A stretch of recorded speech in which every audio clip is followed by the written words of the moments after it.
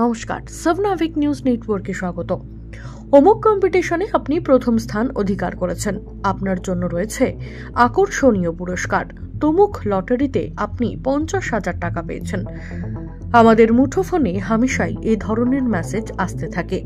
কেউ কেউ এড়িয়ে যান, আর যারা আগ্রহ দেখান তাদের জীবনে নেমে আসে কোনো না কোনো বিপদ। এভাবেই সাইবার প্রতারণা শিকার ডোমকলের বর্তনাবাদের বাসিন্দা মুস্তাফিজুর রহমান মণ্ডল।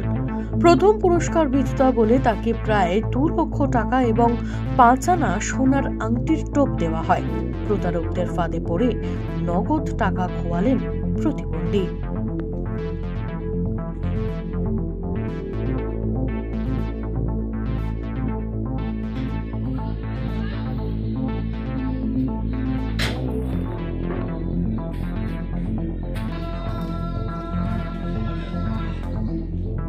এক অজ্ঞাত পরিচয় ব্যক্তি ফোন করে প্রথমে পুরস্কার বিজেতার কথা বলে। পুরস্কার বাবদ 1,80,000 টাকা এবং 5 আনা সোনার আংটি পাবেন তিনি, এমনটা বলা হয়। সেই পুরস্কার নেওয়ার জন্য তার কাছে ব্যক্তিগত তথ্য চাওয়া হলে সেটি দিয়ে দেন তিনি। কিছুদিন পর তার ঠিকানায় পুরস্কারের টাকা এবং সোনার আংটি পৌঁছে যাবে বলে ফোনটি কেটে দেওয়া হয়। তারপরেই প্রতারকেরা তাকে নানানভাবে মানসিক হেনস্থা শুরু করেন বলে অভিযোগ। হঠাৎ একদিন ফোন করে দিয়ে বলে যে কি আপনার একটা সেকেন্ড পয়েন্টে আপনি আছেন, তার জন্য আপনি একটা প্রাইজ পাবেন 1,80,000 টাকা আর একটা 5 আনা সোনার আংটি। এই বলে আমার গোটা ঠিকানাটা নিয়েছে। নেওয়ার পর পোস্ট অফিসে বলেছে আপনার পোস্ট অফিসে চলে যাবে, যে আপনি পোস্ট অফিস থেকে ওটা নিয়ে নেবেন। হ্যাঁ, তারপরে তো পাঠিয়েছে, তারপরে আপনি দেখছি তো টাকা পয়সা দিয়ে নিয়ে আসি, তারপর দেখছি তো এরকম ভুংভাং। হ্যাঁ, এরকম ভুংভাং করছে যে আংটি পিতলে আংটি, হ্যাঁ স্টিল আংটি। আপনাকে কি কি দেবে বলেছিল? 1,80,000 টাকা আর 5 আনা সোনার আংটি। এটা যখন আপনি নিলেন তখন কি ছিল এর ভিতরে?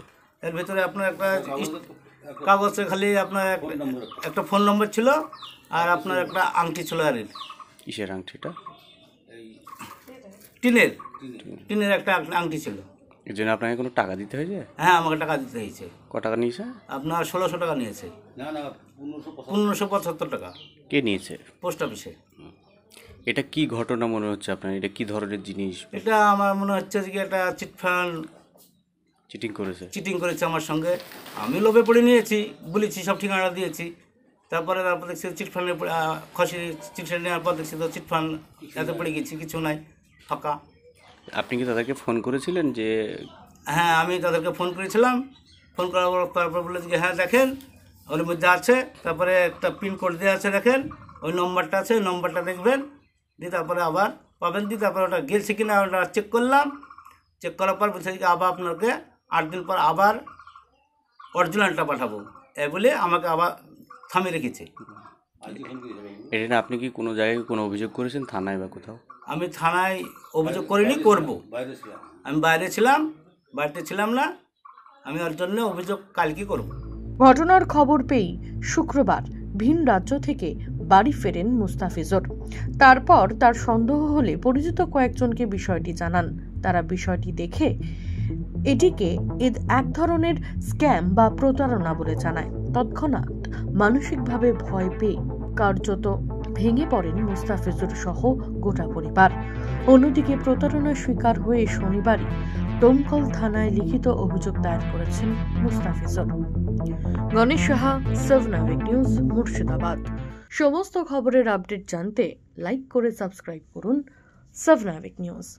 সেই সঙ্গে বেল বাটন প্রেস করতে ভুলবেন না। আপনাদের একটা সাবস্ক্রিপশন আমাদের জন্য অত্যন্ত মূল্যবান। জয় হিন্দ।